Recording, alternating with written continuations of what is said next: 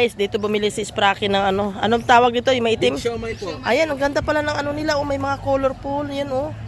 Dito lang. Saan kayo matatagpuan pag ano? Ma'am, sa school po ng Southville. Dumayo lang kayo dito para magtinda. Okay. Wait lang, titingnan natin.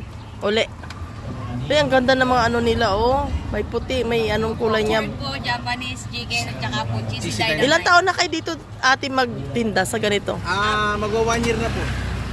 Okay. So sa 1 year na yon, nakapagpatapos na kayo ng anak nyo? Hindi pa po, nag-aaral po. Okay, nag-aaral pa. Okay, tuloy-tuloy lang yan sabang mapupunta yan. Kami nga nung mag-asawa, naglalako kami noon ng isda. Motivation namin. Pero sawa naman ng Diyos, lahat apat nakapagtapos ng college. Ayan.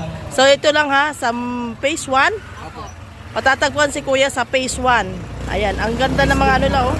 Ngayon ko natikman, oh. Ganito pala ang kulay nito, ang sarap. Japanese po. Okay, Kuya, bye-bye. Salamat.